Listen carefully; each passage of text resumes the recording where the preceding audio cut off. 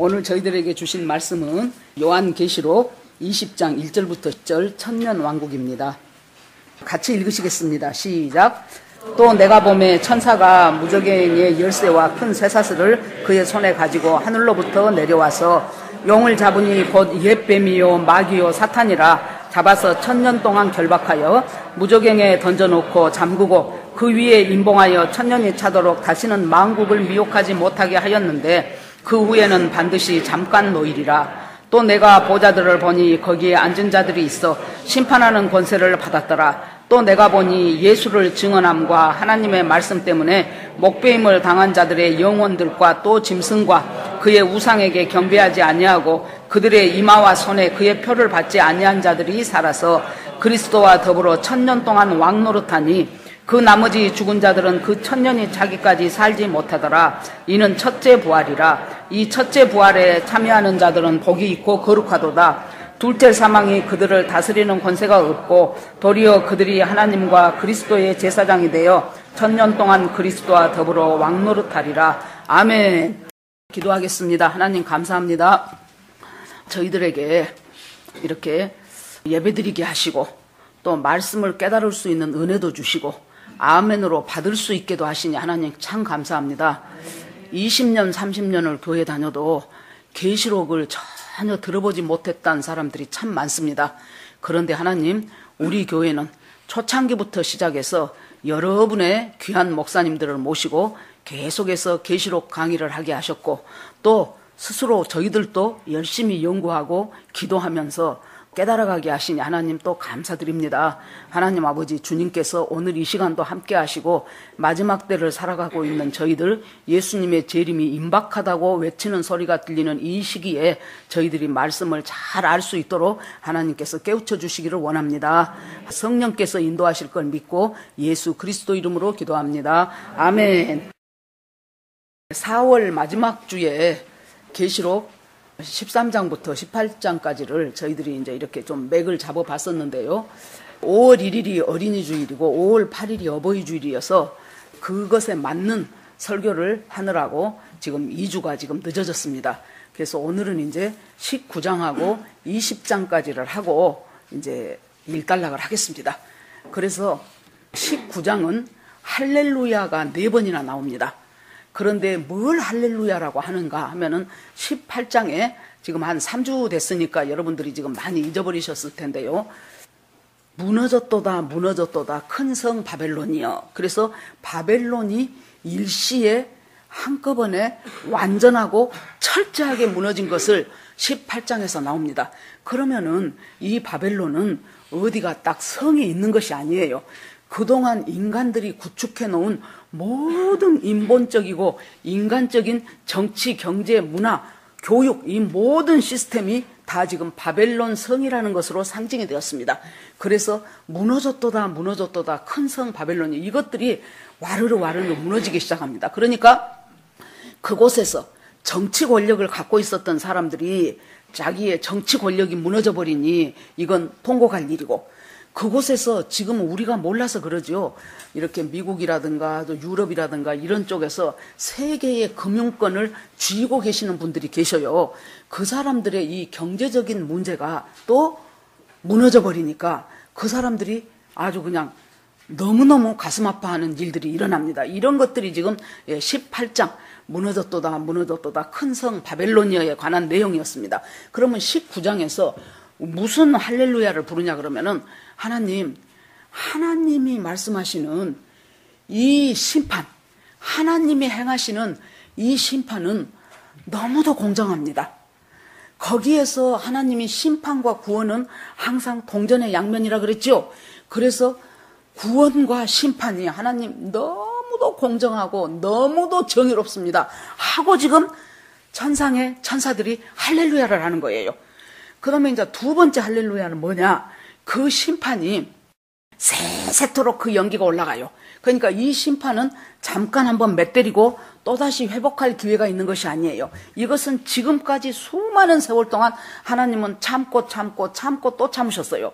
그래서 우리 영성 나눔방에도 아마 요 큐티에도 올려졌을 것입니다. 제가 보여지는 것이 하나님 하면은 하나님은 어떤 분이신가? 그러면 제일 먼저 떠오르는 것이 사랑의 하나님, 공의로우신 하나님, 심판하시는 하나님, 나를 도우시는 하나님, 여러 부분으로 여러분들이 생각할 것입니다. 그런데 놓치고 있는 것이 무엇이냐 그러면은 이 공의롭고 심판하시는 그 하나님이 참으시는 하나님, 인내하시는 하나님. 그런데 그 인내가 한계가 있다는 것을 우리가 그냥 지나가 버려요. 계속 참으시는 것이 아니에요. 엄청 참지요. 엄청 참는데 마지막 기회를 놓쳐버리는 사람들을 향하여 하나님께서 그 마지막 기회를, 그것까지도 하나님을 무시해버렸던 사람들에게는 하나님께서 이제는 마지막에 심판으로 다가오신다는 것을 우리가 잊어서는 안 됩니다. 그런데 하나님의 심판은 너무나도 정의롭고 너무나도 공의롭습니다. 그래서 할렐루야. 두 번째는 또 뭡니까? 두 번째는 그 심판이 영원토록, 그러니까 우리가 영 벌이냐 영생이냐예요. 영원토록 그 심판이 계속해서 그 연기가 하나님께 올라가서 또 할렐루야 합니다. 세 번째는 24장로들과 내 생물들이 하나님을 향하여 이 세상에 있는 모든 하나님의 종들아 하나님을 찬송하라. 그래서 또 할렐루야예요. 그 다음에 네 번째 할렐루야는 왜 할렐루야냐 그러면은 이제 정말로 너희들이 즐거워하고 기쁜 노래를 불러야 된다. 왜냐하면은 어린 양의 혼인잔치 날이 다가왔다는 거예요. 이제 어린 양의 혼인잔치 날이 이르렀어요. 우리의 신랑 되시는 예수님이 어린 양으로 지금 계시록에서는 계속 예수님을 어린 양, 왜요? 우리를 대신해서 십자가 지고 죽으시고 번제물이 되고 속죄제물이 되고 희생제물이 되신 그 예수님을 어린 양으로 계속 표현을 합니다. 그 어린 양 되신 예수님이 지금 딱 혼인잔치 날이 이르러 버렸어요. 그런데 신부는 이미 준비가 됐어요. 그러면 그 신부의 자격은 무엇이냐? 신랑이 신부한테 세마포 옷을 입혀주셨는데 그 세마포 옷은 성도들의 옳은 행실이니라 그렇게 됐어요.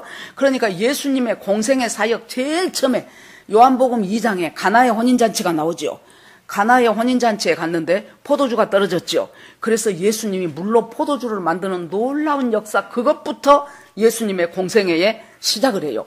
그래가지고 예수님의 이 모든 것이 마지막이 또 뭘로요? 혼인잔치로 끝나요. 이제 예수님이 신랑이 되어서 그동안 하나님을 잘 섬기고 믿었던 그 모든 사람들이 다 신부가 되는 것입니다. 그래서 여러분 봅시다. 휴거가 될 때 데살로니가 전서 4장에 보면은 천사장의 나팔 소리와 하나님의 호령 소리로 예수 그리스도께서 강림하실 때 그때 누구를 데리고 와요? 이미 죽은 사람들. 자, 봅시다. 우리가요 지금 이렇게 살다가 예수님 재림하기 전에 죽었어요. 죽으면은 그 사람이 예수 믿고 구원받고 예수 영접하고 주님 뜻대로 사는 사람은 어디로 갑니까? 낙원으로 가요. 이것을 잘 여러분들이 헷갈려 하시면 안 됩니다. 낙원은 천국과 거의 비슷하다고 보시면 돼요. 그런데 일단 지금 예수님이 아직 재림을 안 하셨기 때문에 그래서 우리는 낙원이라고도 하고 천국이라도 하고 혼용을 하는데 일단 낙원으로 갑니다. 그러면 반대로 예수님하고 전혀 상관없이 살던 사람들, 그 사람이 조금 더 착한 짓을 많이 했든지 덜 했든지 아니면 좀 인격이 훌륭했든지 안 훌륭했든지 이런 것과 상관없이 예수를 영접하지 못했고 그 예수님과 더불어 교제하지 않으면서 예수님과 상관없이 인생을 살아가는 수많은 사람들은 어디로 갑니까? 음부로 가요. 그러니까 음부는 지옥과 같다고 생각하면 돼요. 낙원은 천국과 같다고 생각하면 됩니다. 자, 거기까지 이제 아시겠죠? 그러면은 주님이 공중 재림하실 때 누구를 데리고 옵니까? 천사들이 나팔 소리가 나면서 하나님의 호령 소리가 들리면서 예수님이 공중 강림을 하실 때 이미 죽어서 낙원에 있는 사람들이 있죠. 그 사람들은 순교당한 사람도 있을 것이고 아니면 예수님 잘 믿다가 자연사에서 죽은 사람도 있을 것이고 아무튼 영원히 분리된 그 사람이 어디에 있어요? 지금 낙원에 있는 그 사람들이 먼저 일어난다 그랬어요. 먼저. 그 사람들이 먼저 일어나는데 어떻게 일어납니까? 몸은 이미 다 썩어졌죠. 몸은 육신은 다 썩어졌어요. 영과 혼이 있는 그곳에서 주님이 그들을 부활체로 만드셔요. 부활체로 만드시고 그 대신 땅에서 예수 믿고 있는데 예수님이 공중 재림했다. 그러면 땅에 있는 사람들을 또 부활체로 만들어요. 이 몸으로 어떻게 올라가겠습니까? 부활체로 만들어서 마지막 나팔소리와 함께 순식간에 홀연히 변화하리니, 고린도전서 15장 51절에 보면 나와요. 순식간에 마지막 나팔소리와 함께 우리가 순식간에 홀연히 변화해서 공중에서 주를 맞으리. 그러니까 여러분, 이 휴가라는 말 자체는 성경에 없어요. 그런데 데살로니가 전서 4장의 이 말씀을 가장 한 단어로 적절하게 표현한 것이 휴, 그 한자를 따온 것이에요. 휴, 끌 휴자, 들 것자. 그래서 끌어올려서 들려간다 그 말이에요. 그래서 그때 주님이 거기서 7년 동안 혼인잔치를 해요. 그러니까 주님의 신부의 자격은 누구예요? 이미 죽어서 낙원에 있는 자. 예수님이 오실 때 들려 올림 받을 수 있는 그 사람, 이 사람들이 이제 예수님의 신부예요. 이 사람들을 데리고 주님이 어디로 오십니까? 이제 그 사람들이 신부가 돼서 지상으로 내려오시는 거예요. 그것을 이제 천사들과 많은 물이 막 큰 물소리도 같고 막 큰 우레소리, 내성소리도 같은 소리들이 막 이 천상에서 들려 퍼지는데 그 소리가 뭐예요? 할렐루야, 할렐루야. 어린 양의 혼인잔치 날이 되었다. 그리고 그 신부될 사람들이 다 준비되었다. 그런데 그 신부될 사람들은 보니까 신랑이 전부 세마포를 입혀준 사람들이더라. 그런데 그 세마포는 성도의 옳은 행실이니라. 여기서 행실이라 그러니까 우리가 지금 생각하는 것처럼 엄청 행동을 바르게 하고 착한 일 많이 하고 이것은 포함될 수는 있지만은 이것이 다가 아니에요. 성도의 옳은 행실이라는 말은 무슨 말입니까? 예수 믿고 구원받고 주님을 내 왕으로 삼고 내 구주로 삼아서 평생을 다른 데 눈 돌리지 않고 오직 예수만을 바라보면서 살아간 사람이 옳은 행실이에요. 그 사람이 신부가 된다는 거예요. 그래서 이제 그 혼인잔치를 찬양하라, 찬양하라 지금 그렇게 말합니다. 그러면서 천사가 요한한테 내가 이 말을 할 테니까 너 기록해라 그래요. 그런데 그 말이 뭐예요? 어린 양의 혼인잔치에 청함을 받은 자는 복이 있다. 이걸 기록을 하라는 거예요. 그냥 말로만이 아니고. 그래서 기록을 해서 이제 뭐합니까? 요한이 이 모든 환상과 이 모든 계시가 끝나고 나면은 전체 그 당시에 있었던 소아시아의 7교회, 에서, 버두, 사빌라, 라우디게아 교회까지 그 7교회들한테 전부 편지했지요. 그런 것처럼 주님이 주시는, 이때는 여러분 알다시피 AD 95년 정도에 사도 요한이 요한계시록을 기록을 했어요. 그 당시의 성도들은 로마의 핍박 때문에 엄청나게 박해를 받고 있었던 사람들이에요. 물론 첫 번째 독자는 그 당시에 예수 믿는 사람들이에요. 그 첫 번째 독자한테 지금 너희들이 너무 이렇게 힘들게 박해받으면서 이리저리 피해 다니면서, 여러분 그 옛날에 영화 코바디스나 뭐 왕중왕이나 이런 영화들을 봐보세요. 얼마나 예수 믿는 사람들이 핍박을 받습니까? 이유 하나도 다른 이유 없어요.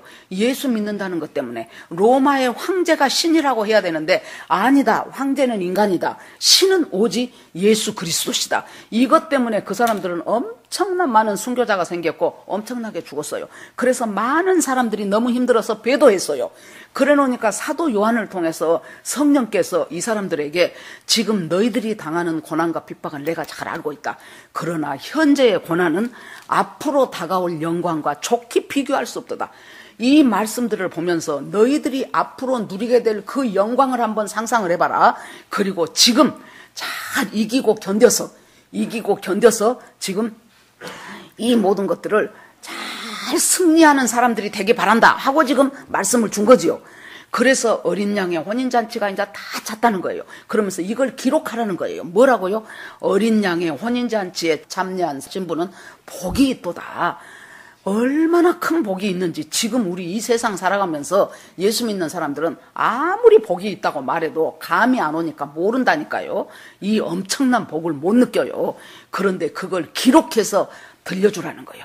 여기에서 신부가 된다는 것은 얼마나 엄청난 영광이고 축복이라는 것을 기록해라. 그러면서 우리의 신랑 되신 그 예수는 어떤 분인가를 잠시 소개를 합니다. 첫째, 백마를 타시는데, 백마는 옛날에 로마 시대에 장군들이 이제 나가서 전쟁을 하잖아요. 그러면 이제 전쟁에서 이겨. 그러면은 그 승리자가 백마를 타고 로마로 돌아와요. 주님께서 백마를 타시면서 바로 이 땅으로 다시 재림을 하시는데 그때 주님의 이름이 뭔가를 살펴보니까 충신과 진실이더라 그랬어요.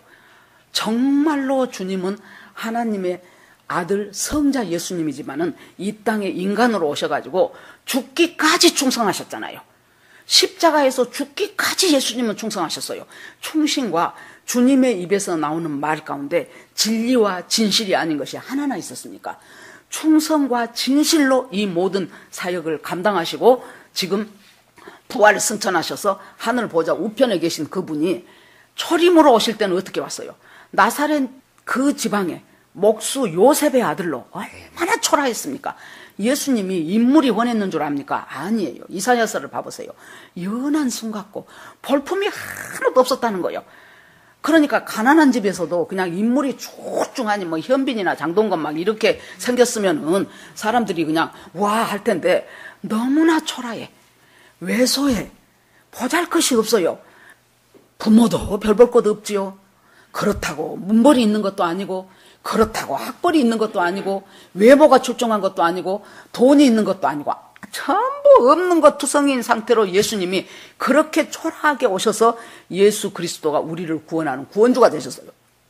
재림할 때는 심판주로 오셔요. 심판주로 오시기 때문에 엄청나게 놀랍게 만왕의 왕 만주에 오시고 그 이름은 충신과 진실인데 그 눈이 불꽃 같은 눈으로 모든 세상을 다 감찰하시는 분이에요. 불꽃 같은 눈으로 감찰하시는 그분이 한 사람 한 사람의 여러분 우리가요 인간은 겉으로 드러난 것밖에는 몰라요. 저 사람이 나한테 안녕하세요 하고 친절하게 하고 선물도 주고 그러면 저 사람 좋은 사람인갑다 그래요. 그런데 주님은 뭐예요? 그 사람의 숨어있는 동기와 중심을 아시는 분이 주님이세요. 그래서 주님 앞에 우리가 항상 진실되고 신실해야 돼요. 그 다음에 주님 앞에 충성돼야 돼요. 여러분 충성이 별것인 줄 압니까? 작은 것 하나에 내 마음을 다하여 주님을 섬기듯이 하는 것이 충성이에요. 그것이 성령 충만이에요. 맡은 자들이 구할 것은 충성이니라 그랬어요. 여러분 사람들을 볼 때 어떤 일에 성심을 다하여 일하는 사람 아니면은 대충 넘어가는 사람 그것이 처음에는 몰라요. 그러나 세월이 흐르다 보면은 정말로 성실하게 충성스러운 사람을 높은 사람들은 알아요. 윗사람들은 모른 척해도 다 눈에 보입니다. 지금 저 사람이 저 말을 하는데 속으로는 지금 저 생각을 갖고 저 말을 하는 거야. 지금 저 사람이 저렇게 행동하는데 실질적으로 저 사람은 뭘 노리고 이렇게 행동한다. 그런 것들이 눈에 보이기 시작합니다. 이제 자 그러는데 여기서 주님은 불꽃 같은 눈으로 모든 사람의 중심을 헤아리시는 분이에요. 그리고 머리에는 관들이 있어요. 이 관은 왕의 표시예요. 그래서 왕들을 보면은 다 관 쓰고 나타나죠. 그래서 관이 선수들이 운동해갖고 따는 그 면류관이 있는데 여기서는 왕관을 의미합니다. 예수 그리스도는 왕으로 오셔요. 이제 통치하러 오셔요. 불꽃 같은 눈으로 모든 사람 한 사람 한 사람의 중심과 그 사람의 모든 것들을 헤아리는 모습으로 오셔요. 만왕의 왕이에요. 만주의 주예요. 충성과 진실이세요. 이렇게 예수님이 오시면서 그리고 그 옷을 보니까 피가 뿌려졌어요. 무슨 피가 뿌려졌습니까? 예수 그리스도가 우리를 구원하시기 위해서 십자가에서 흘린 그 보혈. 여러분 예수 믿고 구원받는 것은 예수님의 피가 오로지 그것의 핵심이에요. 이스라엘 백성이 출애굽할 때 여러분 마지막 10번째 재앙이 다른 조건 없었어요. 양 한 마리 잡아가지고 그 피를 갖다가 문설주와 문인방에 바르라. 그러면은 죽음의 천사가 지내가면서 조건은 딱 하나. 그 집에 문설주와 문인방에 어린 양의 피가 발라졌냐 안 발라졌냐. 그 속에 산 사람이 조금 더 착할 수도 있고 조금 더 불량할 수도 있고 조금 더 뭐 가진 것이 많을 수도 있고 없을 수도 있고 이것이 문제가 아니고 딱 그 문설주와 문인방에 어린 양의 피가 발라졌으면 패스오버. 그냥 지내가는 거예요. 어린 양의 피가 안 발려진 모든 사람들은 그날 다 그 집에 장자는 다 죽었어요. 장자라는 것은 대표예요. 대표. 그 다 죽었다는 소리예요. 대표가 죽었다는 것은 그러니까 여러분 우리가 지금으로 바꿔서 생각을 해보세요. 내가 조금 더 선하냐 아니냐 내가 능력이 더 있냐 없냐 이것이 문제가 아니고 내 심령에 예수 나를 대신해서 죽은 예수 그리스도의 보혈이 내 심령에 발라졌냐 안 발라졌냐. 그러면 예수 그리스도의 보혈이 발라진 사람은 어떻게 하겠습니까? 모든 삶의 중심이 예수 그리스도의 십자가와 보혈을 중심으로 살아가게 돼 있어요. 여러분 한번 자기 스스로를 되돌아보세요. 그냥 나의 신앙생활은 주일날 교회 와서 예배 드리고 그리고 그냥 교인들이 좀 잘해줬으면 좋겠고 나를 좀 위로해줬으면 좋겠고 내 마음을 잘 알아줬으면 좋겠고 안 그러면 또 삐지고 그래갖고 또 안 오고 그러고 그 중에서 트집 잡고 이런 사람들은 지금 그 심령에 그 마음의 임방에 예수 그리스도의 어린 양의 피가 아직 안 발라진 사람이에요. 아직 기회는 있어요. 예수 그리스도의 십자가와 예수 그리스도의 보혈에 나의 모든 마음과 내 인격과 삶을 집중하는 삶을 사십시오. 그럴 때 여러분들은 틀림없는 주님의 신부가 되실 것입니다. 예수님의 옷에 보니까 피가 뿌려졌어요. 우리를 구원하기 위해서 대신 십자가에서 죽으시는 그 피가 뿌려졌어요. 그리고 주님이 이제 백마 타고 오시는데 그의 입에서 예리한 검이 나와서 만국을 치고 그들을 철장으로 다스리고 진노의 포도주를 밟겠다 그랬어요. 자, 주님이 심판하시는 기준이 뭐예요?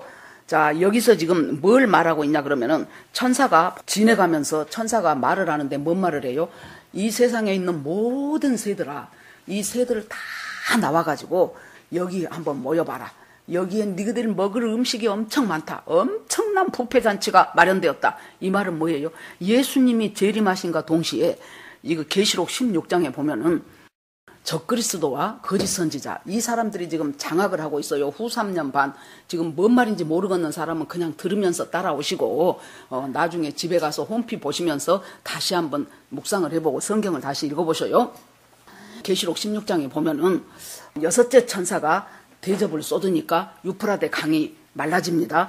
그러면서 이 사람들이 아주 열국에 흩어져 있는 왕들을 전부 불러요. 어디로? 아마겟돈이라는 곳으로 불러요. 우리가 아마겟돈 전쟁이라는 소리는 가끔 들어보셨죠? 아마겟돈이라는 곳으로 불러. 아마겟돈은 예루살렘 가까운 데 있는 무기또라는 곳이에요. 그곳으로 뭐하러 부르겠습니까? 예루살렘과 이스라엘을 둘러싸가지고 이들을 전쟁에서 없애버리기 위해서 불러요. 전에도 말씀드렸던 것처럼 사탄은 물론 하나님을 대적하지만은 사람들 중에서는 이스라엘이 엄청 미워요. 이스라엘에 대해서 무지하게 분노가 많아요. 왜 그렇습니까?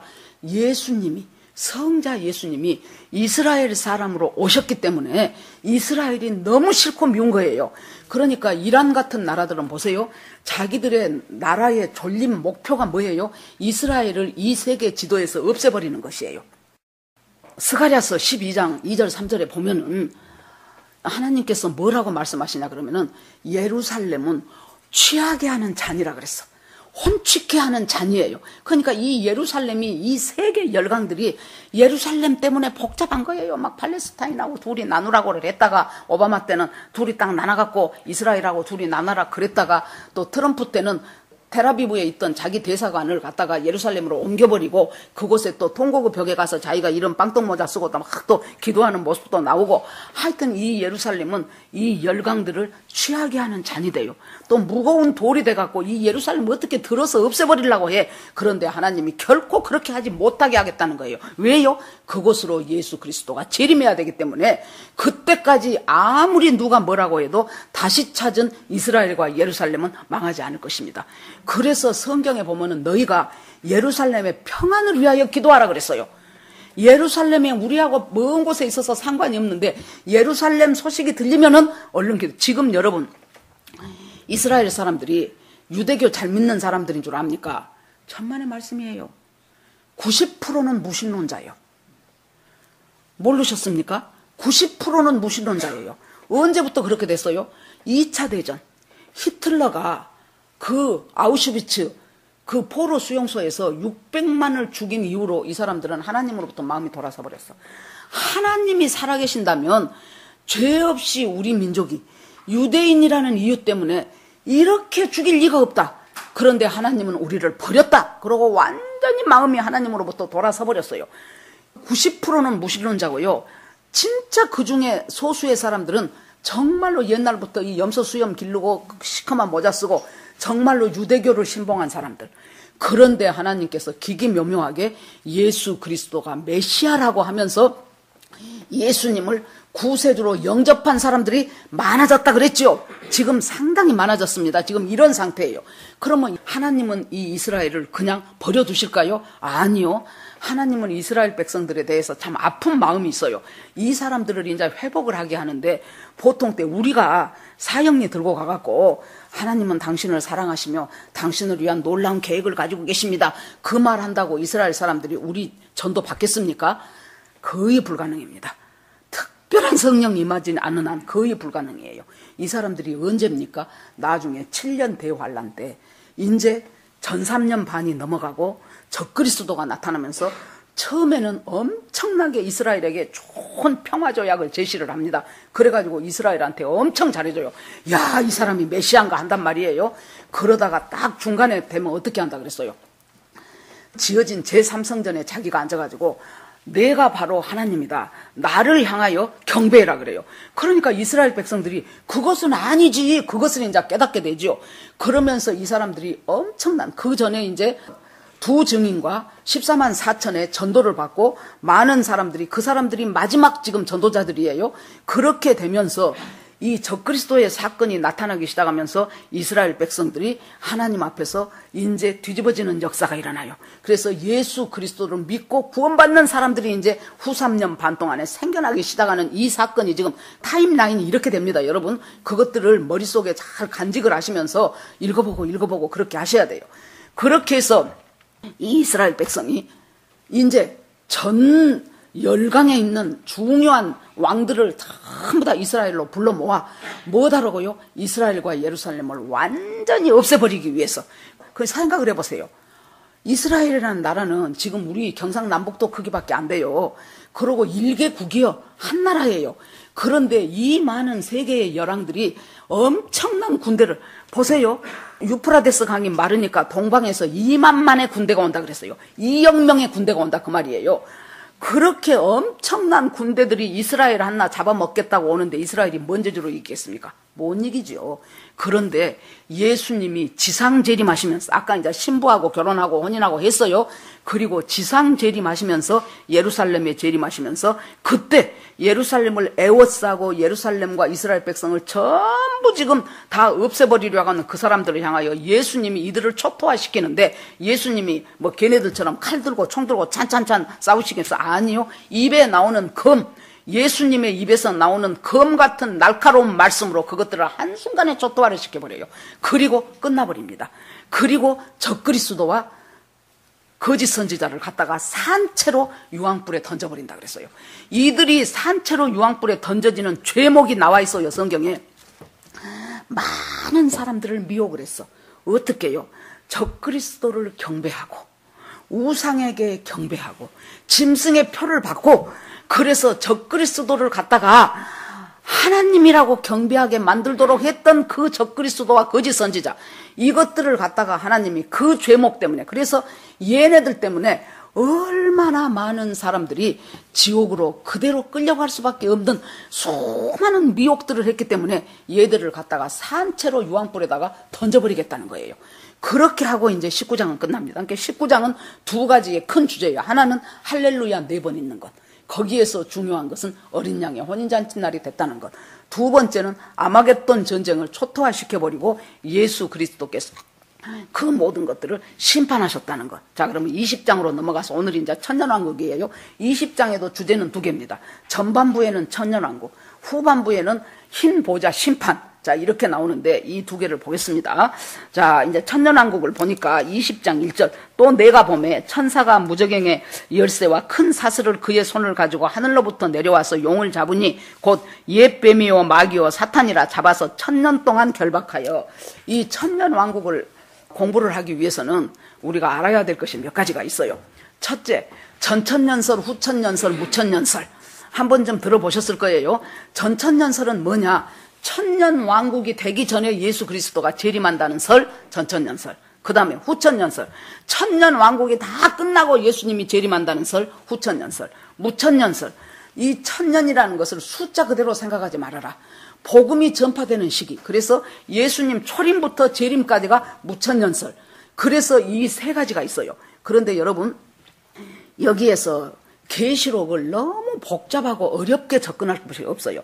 하나님께서, 성령께서 우리를 향하여 주신 하나님의 편지예요. 여러분, 제가 항상 하는 말이지만은 성경은 첫 번째 어떻게 접근합니까? 문자적으로 접근을 해야 돼요. 문자적으로 접근을 하는데 여러분 편지를 쓴다고 생각을 해봐요. 내가 지휘자님한테 편지를 써요. 그러면 그동안 잘 계셨습니까? 어쩌고 편지를 써요. 그러면 저 사람 알아먹게 쓰지 않겠습니까? 첫째는 문자로 접근을 해요. 두 번째, 이 문자 갖고는 도저히 모르겠어. 계시록에는 비유와 상징이 있습니다. 왜요? 이것이 그 당시에 로마 시대였고 어려운 시대이기 때문에 이 시대에 그러나 저 사람이 알아먹을 수 있는 비유를 하지요.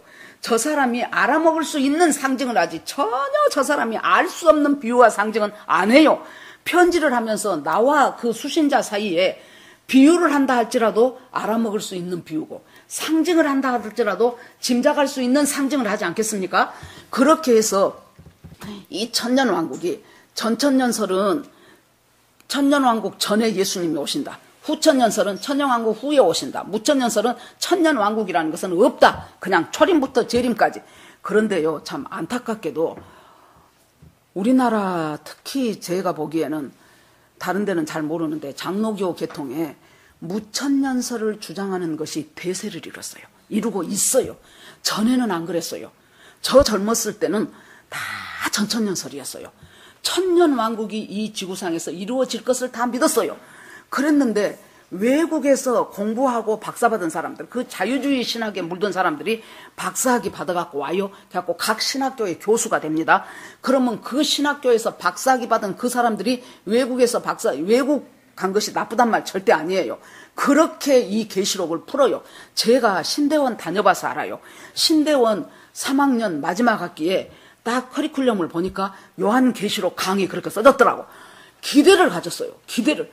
그래가지고는 보니까 그 교수님이 독일에서 그 사람은 박사 받은 사람, 뭐 영국에서 박사 아닌 사람은 신학교 교수 되지도 못해. 뭐 유명한 총신대 장신대 아니어도 되지도 못해요. 그러는데 그분이 오셔가지고 전부 1시간 동안 그 한 강좌 처음에 보니까 누구는 어떤 말을 했고 어떤 학자는 어떤 말을 했고 어떤 학자는 어떤 말을 했고 그것을 프린트로 막 해갖고 그래서 도대체 계시록 강의는 언제 들어가나 한 학기 내에 그러다 끝나더라고. 한 학기 내에 누구는 뭔 말하고 누구는 뭔 말하고 아니 그러면 이 성경이 뭘 하겠다는 것은 언제 가르쳐 줄라냐고. 무슨 학자는 뭔 말하고 무슨 누구는 무슨 말하고. 여러분 그렇게 배워갖고 오신 분들이 신학교에서 무천년을 가르쳐. 왜? 자유주의 신학이 팽배해 있는 그곳에서 배운 것이 무천년설이에요. 그래야 이해가 돼. 생각을 해보세요. 1000년 동안 이 나라에 뭔가 예수님이 통치하시는 이곳이 이 지상에서 이루어진다는 것이 잘 납득이 안 가. 그러니까 이것은 상징이다. 상징이어서 이 기간은 예수님이 초림하셔서 복음이 전파되고 예수님이 오시는 재림까지. 그러니까 그런 분들이 뭐라 그래요? 재림은 확실하게 되어 있기 때문에 재림은 있으나 휴거는 없다 그렇게 말해요. 그것이 무천년주의자들이에요. 그렇기 때문에 이것은 상징이다 이렇게 생각을 해버려요. 그런데 여기에서 우리는 일단 성경에 써진 대로 한번 접근을 해봅시다. 자, 하늘에서 천사가 큰 무저갱을 여는 열쇠를 가지고 와가지고 무저갱을 열어갖고 누구를? 용, 사탄, 옛뱀 전부 똑같은 사탄인데 이 용이 누구예요? 옛뱀이 누구예요? 아담과 하와를 미혹했던 창세기에 나탔던 그 옛뱀 그것으로부터 시작해서 모든 인간이 죄로 굴러떨어졌잖아요. 그 옛뱀 사단 마귀를 잡아가지고 무저갱에다 넣고 잠그고 1000년 동안 못 나오게 했어요. 그러면 예수님이 이제 아까 아마겟돈 전쟁으로 전부 다 초토화시켰죠. 그리고 그곳에 여러분 이것이 이 천년왕국에 대한 것이 잘 표현된 것이 이사야서 11장 이사야서 65장에 보면은 천년왕국이 어떻게 펼쳐진 것인가가 적혀져 있어요. 그러면 천년왕국에 보면은요 이사야서 65장에 보면은 우리 한 몇십 년 전에는 무슨 복음 찬송이 있었냐 그러면은 독사굴에 어린이가 손 놓고 장난쳐도 물지 않는 참사랑과 기쁨의 그 나라가 이제 속히 오리라. 자, 나이 먹은 사람들은 다 알잖아. 여러분, 독사굴에 어린이가 손을 넣으면 당연히 물어서 죽지요. 그런데 독사굴에 어린이가 손을 넣어도 물지 않아. 사자와 양이 친구같이 뒹굴어. 그러고 또 큰 이리와 뭐 염소떼가, 어린 염소가 같이 살아. 그렇게가 되면은 아무리 해도 또 그 다음에 계속해서 무엇이 나와요? 여호와를 아는 지식이 충만해져 버려. 뭐같이? 물이 바다 덮음같이, 물이 바다 덮음같이 여호와를 아는 지식이 충만해지는 이때가 언제예요? 천년왕국이에요. 여러분, 무천년설을 주장하는 사람들을 생각, 지금이 그렇습니까? 어디가 지식이 여호와를 바다 덮음같이 말이 되냐고. 안 된다고요. 지금 얼마나 죄가 바글바글하고 가면 갈수록 죄악은 창고라는데, 그런데 사람들이 자기가 인정하고 이해하기가 좋기 때문에 무천년설을 지지하는 거예요. 여러분, 여기 그대로 봅시다. 또 이사야에서 보면은 무슨 말씀이 나와요? 그때는요, 자, 그러면 이 천년왕국에 누가 사는가를 한번 봅시다. 아까 낙원에 있다가 부활해 갖고 예수님 공중재림할 때 온 사람들이 있지요. 그 다음에 이 지상에서 믿다가 예수님 오실 때 휴거된 사람 있죠. 이 사람들은 당연히 이제 누구예요? 바로 이 천년왕국의 시민들이고 통치자들이 돼요. 그렇게 해서 그들과 천년왕국인데, 이 천년왕국이요, 여러분, 이 사람들이 거기 들어와서 살면서 중요한 것이, 여러분, 이거 잘 알아야 돼요. 1000년이 지나면, 그 장관 왔었죠, 천사가. 1000년이 지나면 그 마귀가 잠깐 다시 놓인다네. 저도 제일 처음에 이 계시록을 볼 때, 아니 왜 놔줘? 그거 잠궜으면 계속 잠궈 놔버리지. 뭐다로 그것을 또 잠깐 풀어주냐고. 그래갖고 걔네들이 또 미혹한데, 도대체 이게 왜 이럴까? 그러는데 여러분, 자, 천년왕국에 아까 낙원에 있던 사람, 휴거된 사람이 들어옵니다. 그 다음에 또 누가 들어오냐 그러면은 이 7년 환란을 통과하는 사람이 있어요. 어떻게 해서 안 죽고 거기에서 적그리스도가 지금 42달 동안 막 전부 짐승에 표봐도 하고 하는데도 어떻게 기기묘묘하게 숨고 피하고 해가지고 표 안 받고 거기에서 살아나왔어. 이 사람들은 어떻게 해요? 믿음으로 지금 그걸 지켰잖아요. 믿음으로 표 받으면 죽어 하고는 믿음으로 지켰기 때문에 그 믿음으로 지킨 그 사람들은 이 육체 그대로 이대로 천년왕국 시민이 되는 거예요. 그래서 다스림을 받아요. 그런데 천년왕국이 어떤 것이에요? 이사야서에 봅니다. 거기는 이제 마귀를 잡아 가뒀기 때문에 미혹이 없어. 미혹이 없고 죄가 없어요. 너무나도 아름답고 좋아요. 그러니까 독사굴에 어린이가 손 놔도 독사가 안 물은던 그런 곳이에요. 그러면서 100살에 죽으면 아이고 어린애가 죽었네 그런다는 거예요. 100살이 못 돼서 죽으면 쟤 저주받았나 봐 그런다는 거예요. 그것이 천년왕국이요. 이 천년왕국 동안 육체를 가지고 천년왕국에 들어가서 이 사람들은 시민 노릇하는 거예요. 시민. 아까 이제 순교자 이런 사람들은 통치자가 되고 시민 노릇을 하는데, 시민 노릇을 하니까 죄도 없고 병도 없고 뭐 낙태도 없고 그러기 때문에 이 사람들이 엄청나게 아이를 많이 낳아요. 그러겠죠. 그러면 그 자식들이 많이 생겨. 지금 1000년 동안이요. 1000년 동안.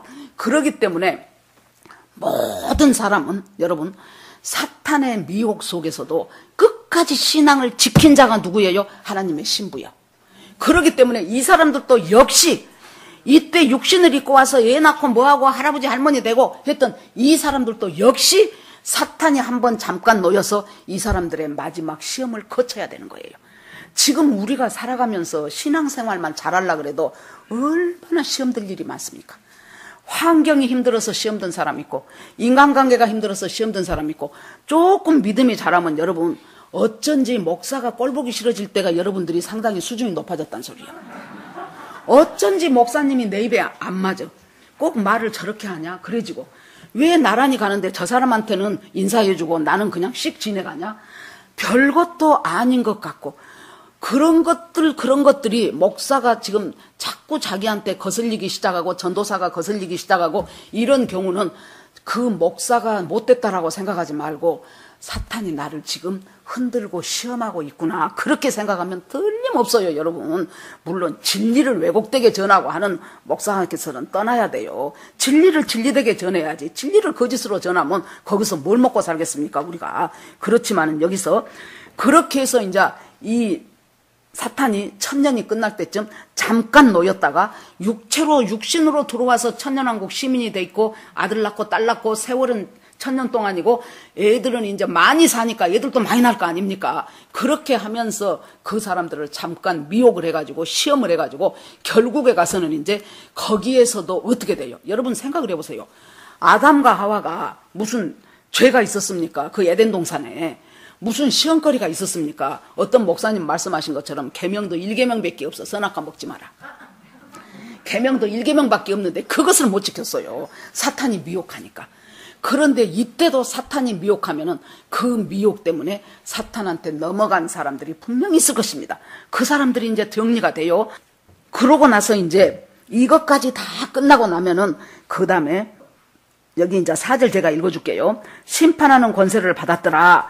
목배임을 받은 영혼들과 계속 나오면서 그들이 더불어 예수 그리스도와 살아서 천년 동안 왕노릇하리니 5절 그 나머지 죽은 자들은 천년이 차기까지 살지 못하더라. 이는 첫째 부활이라. 이거 여러분 개념 정리 잘하고 가셔야 돼. 사람이 누구나 죽지요. 이것은 첫째 사망이에요. 누구나 인간으로 온 사람은 누구나 죽어요. 첫째 사망. 아까 제가 초장에 말씀드렸죠. 첫째 사망을 하면 음부와 낙원으로 갈려요. 예수 믿고 구원받은 사람 낙원, 예수하고 상관없는 사람 음부. 그렇게 해가지고 이것이 첫째 사망이에요. 그런데 그 다음에 뭐가 나와요? 첫째 부활이 나와. 첫째 부활은 뭡니까? 예수님 공중재림할 때 낙원에 있는 사람들 다 부활체로 하나님이 만드셨다 그랬죠. 그 부활체. 땅에 있던 사람들 휴거되면은 그 부활체. 이것이 첫째 부활에 참여한 사람이에요. 그런데 첫째 부활에 참여한 사람은 복이 있도다 그래요. 왜 복이 있어요? 둘째 사망을 당하지 않는다는 거예요. 자, 첫째 부활, 첫째 사망은 여러분 이해됐어요? 그러면은 둘째 부활은 무엇이고 둘째 사망이 무엇인가? 잘 기억하십시오. 자, 첫 번 사망은 우리가 육신을 갖고 있다가 내 육신과 영혼이 분리되어서 내가 육신에 죽은 것이 첫째 사망이에요. 둘째 사망은 뭐냐? 이 천년이 지나고 나면은 이제 그동안 낙원에 있었던 사람, 천년왕국에 있는 그 하나님 부활체 된 사람, 그 사람 빼고 온갖 그동안 인류 역사상 모든 사람들이 다 부활을 해요. 그러니까 이미 죽고 안 믿는 사람 할 것 없이 전부 부활을 하는데 이 사람은 뭐대로 부활한 줄 압니까? 하나님의 심판대, 백보자 심판대 앞에서 심판받기 위해서 부활을 하는 거예요. 그러면 낙원에 있었던 사람, 휴거된 사람, 믿음으로 마지막 천년왕국에서 사탄의 미혹을 잘 이긴 사람, 이 사람들은 둘째 사망하고는 상관이 없어. 이 사람들은. 그러니까 여러분들이 예수 잘 믿고 구원받고 주님의 뜻대로 살아간다면 여러분들은 둘째 사망과는 상관이 없고 첫째 부활에 참석한 사람이 돼요. 아시겠죠? 그러니까 첫째 부활에 참석한 사람은 이 사람은 복이 있도다 그렇게 천사가 말을 해준 거예요. 그렇게 해서 첫째 부활에 참석을 하고 나는데 이제 그동안 음부에 있었던 수많은 사람들이 이제 예수님 앞에 서야 돼요. 그래서 이 사람들은 둘째 부활을 하는데 둘째 부활에서 뭐 하기 위해서? 둘째 사망으로 들어가기 위해서. 둘째 사망은 뭐예요? 지옥 가는 거예요. 그런데 이제 봅시다. 5절 그 나머지 죽은 자들은 그 천년이 차기까지 살지 못하더라. 이는 첫째 부활이라. 첫째 부활에 참여한 자는 복이 있고 거룩하도다. 왜? 둘째 사망이 그들을 다스리는 권세가 없어. 둘째 사망에 안 들어가. 도리어 그들이 하나님과 그리스도 제사장이 되어 천년 동안 그리스도와 더불어 왕노릇하리라. 이것이 천년왕국이에요. 다시 한번 조금만 제가 요약을 다시 해볼게요. 자, 예수님이 지상재림했어요. 지상재림할 때 그때 한편 적그리스도와 이 모든 권세를 쥐고 있는 그 악한 세력, 사탄한테 내조합일되어 있는 그 세력들은 여러 왕들을 모아가지고 자 예루살렘하고 이스라엘을 완전히 쓸어버려 하라고 전부 모여서 애워싸고 하는 이 절박한 순간에 예수 그리스도가 예루살렘으로 감람산으로 재림하시면서 예수 그리스도 입에서 나오는 이한검, 날카로운 검, 말씀, 예수님이 총 들고 칼 들고 핵무기 쳐서 싸우시는 거 아니에요. 날카로운 검으로 천지 만물을 창조할 때도 하나님의 말씀 하나로 창조하셨잖아요. 날카로운 그 주님의 말씀으로 얘네들을 전부 다 초토화시키고 얘네들이 다 죽어버려요. 그러니까 천사가 날아가면서 새들아 새들아 온 세상에 있는 새들아 다 와 다 와 다 와. 저 아마겟돈 그쪽에 가면은 무기또 예루살렘 있는 그쪽에 가면은 엄청나게 사람들 죽어있다. 장군에다 왕에다가 뭐 자유자, 종, 부자 할 것 없이 엄청나게 죽어있는데 가서 너희들 포식해라 하고 새들을 불러 모으더라는 거예요.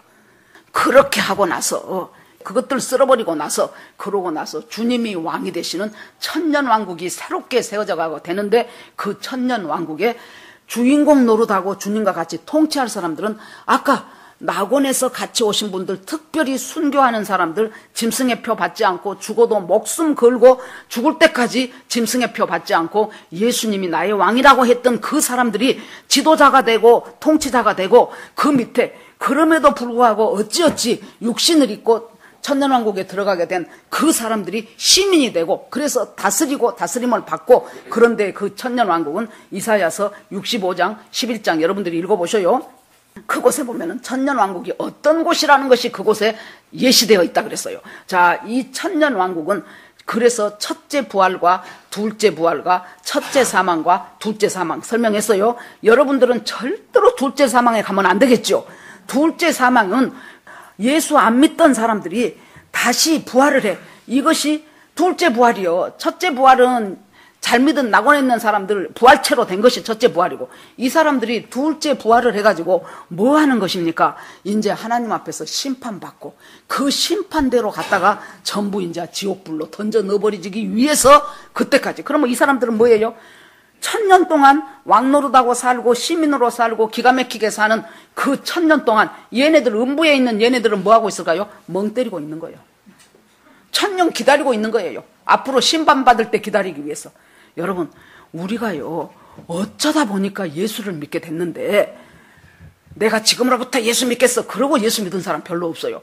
어찌저찌 하다 보니 우리 부모가 예수 믿고 어찌저찌 하다 보니 누가 데리고 가서 교회 한 번 두 번 댕기다 보니까 어떻게 믿음이 생겼고 그렇게 해서 나도 모르게 주님의 은혜로 예수를 믿게 됐는데 여러분 이것을 생각을 해보십시오.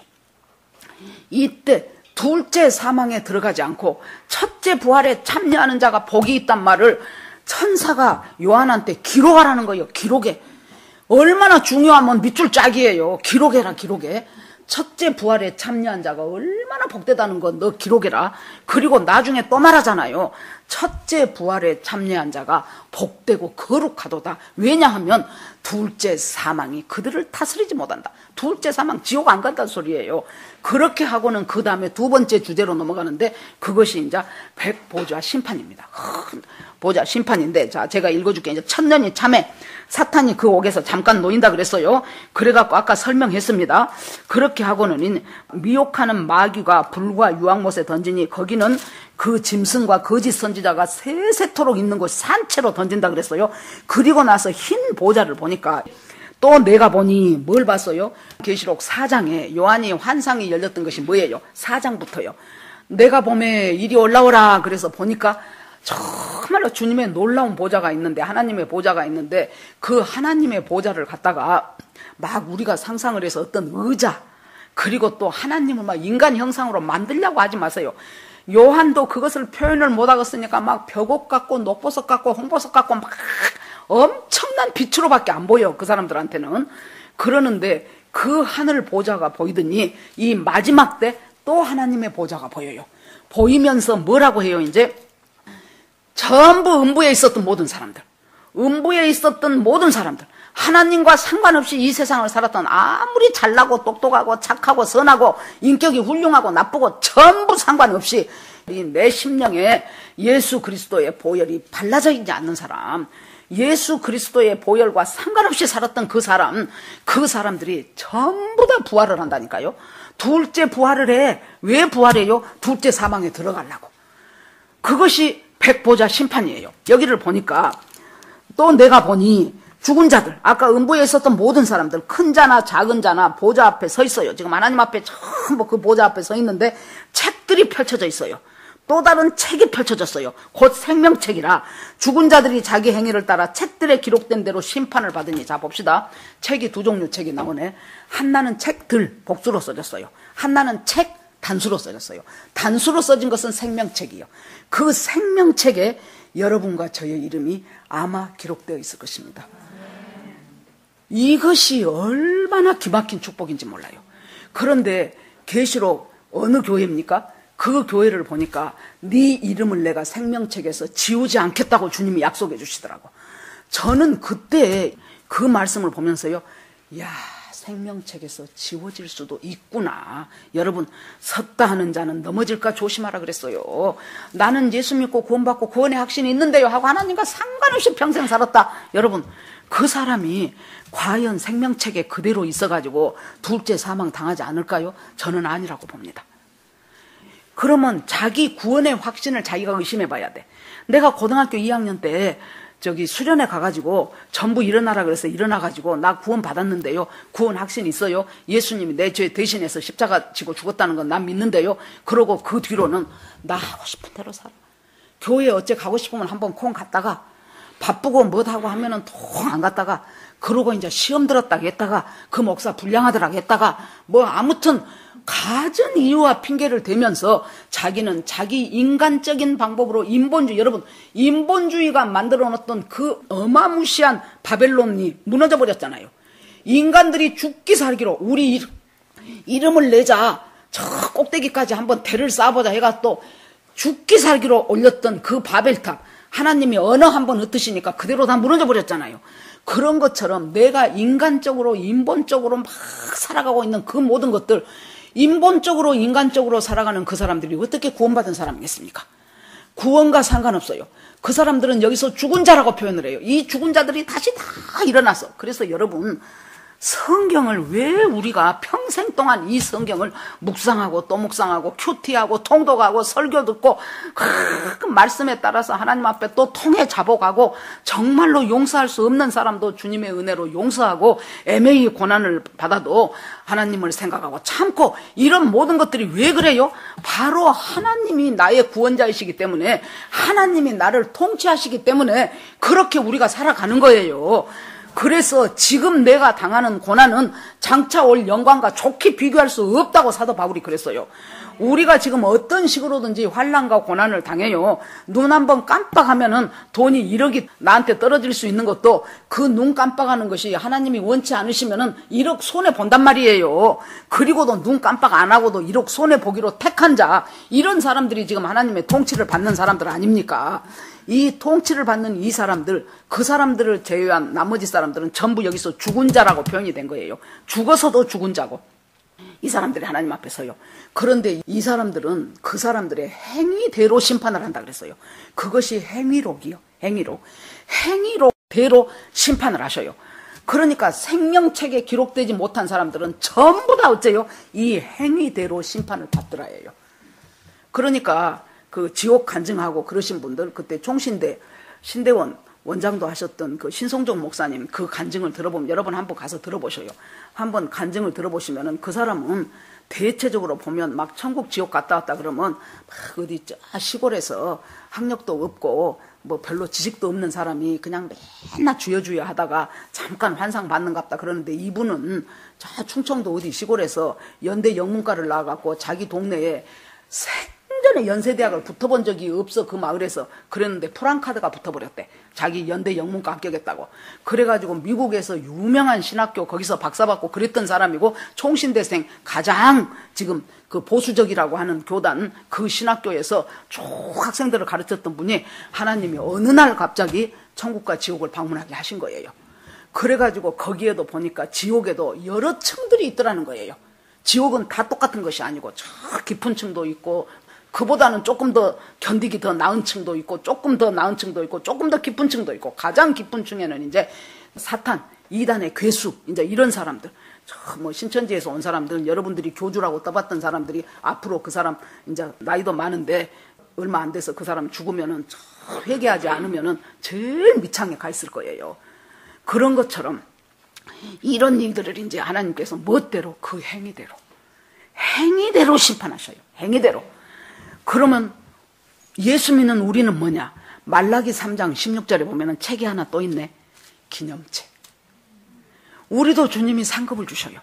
상급을 주시는데 여러분, 정말로 오직 믿음으로 살겠다고 목배임까지 당한 사람의 상급과 그냥 어찌저찌 해서 지옥 면을 한 사람과 상급이 똑같을 수 있겠습니까? 아니지요.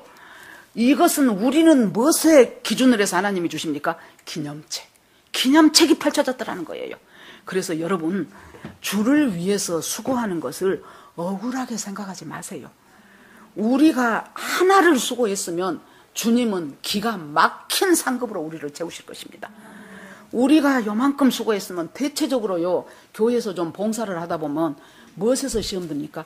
나는 죽겠다고 하는데 안 하는 사람은 절대 안 해. 제가 젊었을 때 그 교회에는 일주일에 한 번씩 이렇게 그 바닥이 그 덮개다시 돼 있는 바닥이었어요. 그래갖고 토요일 날 되면은 여전도의 회원들이 가가지고 물청소를 해요. 다 온 사람은 정해졌어. 여러분 그러죠? 교회 뭔 일 해봐요. 온 사람은 딱 그 사람이 와요. 그러니까 이제 속에서 부해가 나기 시작하는 거예요. 어? 누구는 공주고 누구는 무술이여 해가면서 여러분 그럴 필요 없어요. 네가 그때 그 수고했냐? 하나님께서 엄청나게 그 수고 기억하고 계신다는 거예요. 그러니까 그런 마음이 딱 올라올 때는 주여 나 별것 아니에요. 그냥 좀 했는데도 하나님이 저 기억하시지요. 그러면서 찬송 한번 부르고 끝내면 되는 거예요.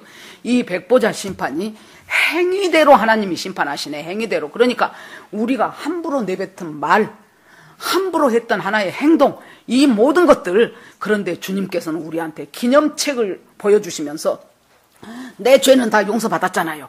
그렇기 때문에 기념책에 적혀진 거, 나는 기억도 못하고 있는 것을 갖다가 그거 하나님이 기억해 주셔요.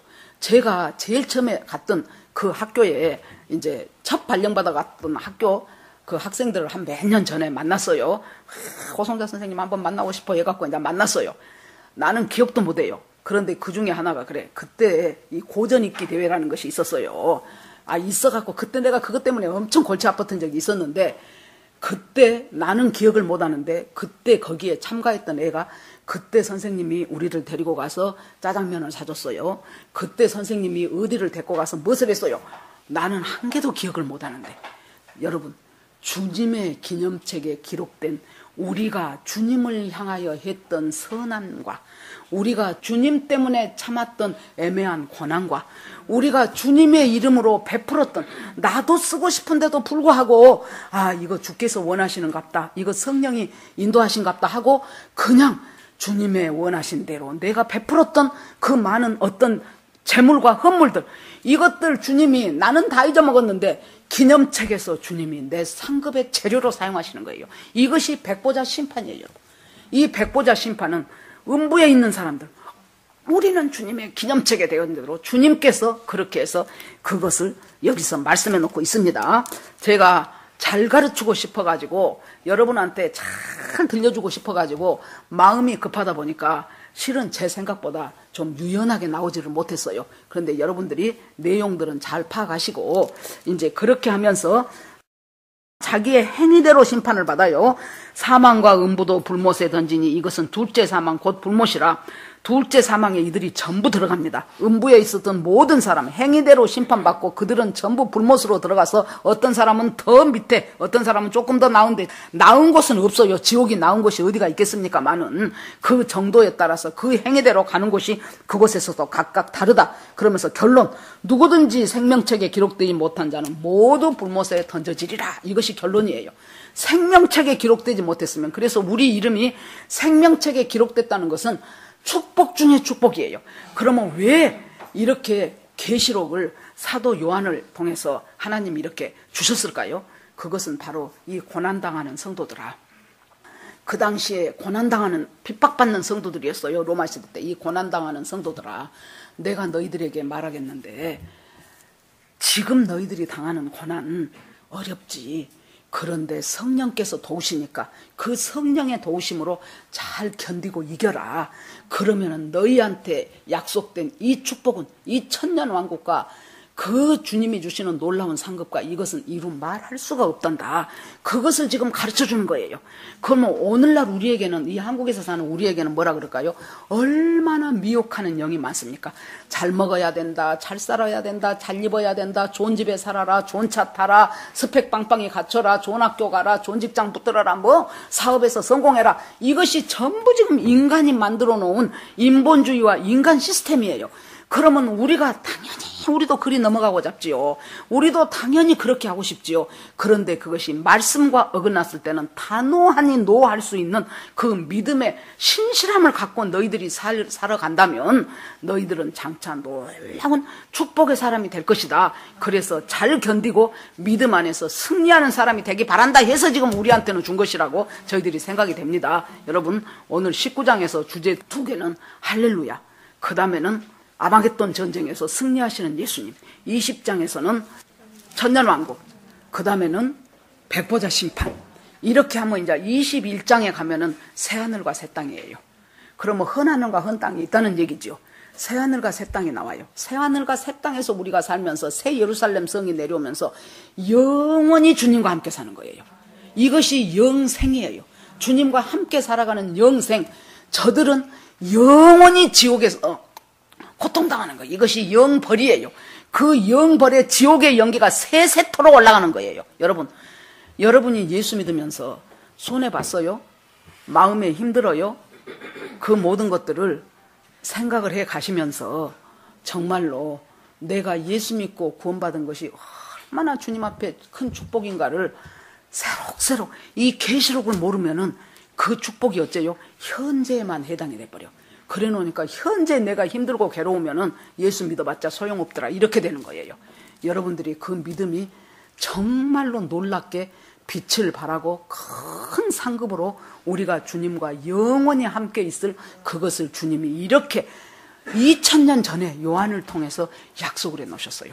무천년설 믿지 마시고, 그렇게 하면은 누가 어떤 목사님이 그런 소리 하면은 저 사람도 지금 교수한테, 외국에서 박사받은 자유주의 신학에 물든 교수한테 배워갖고 저렇게 말하는구나 하고 쯧쯧하면 돼요. 거기서 목사님, 우리 오성자 목사님은요 전천년설이 된대요. 그런 소리도 할 필요도 없어요. 그러면 싸우자고 덤비는 것밖에 안 되니까. 그렇게 하면서 여러분 정말로 승리하는 여러분 되시기를 주의 이름으로 축원합니다. 아멘. 기도하시겠습니다. 주여 한번 부르면서 오늘 말씀 붙잡고 기도하시기 바랍니다. 주여, 하나님 아버지 은혜를 감사합니다. 이제 계시록을 마쳤습니다.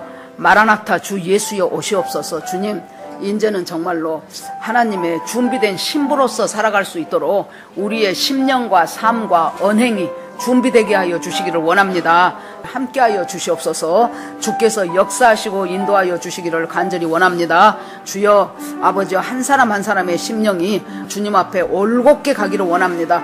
하나님 아버지, 정말로 아버지여 예수 그리스도 공중 강림하실 때 그곳으로 끌려 올라가는 하나님의 사람이 되게 하시고, 낙원에서 주님과 함께 다시 오는 사람들이 되게 하시고, 하나님 아버지 천년 왕국의 시민이 되게 하시고, 백보자 심판에서 둘째 사망을 당하는 자들이 되지 않도록 하나님 아버지 우리가 오직 주님으로 나아가는 저희가 되기를 간절히 원합니다. 하나님 앞에 온전히 맡겨드리고 우리를 구원하시며 영생을 주시기를 기뻐하시는 예수 그리스도 이름으로 기도합니다. 아멘.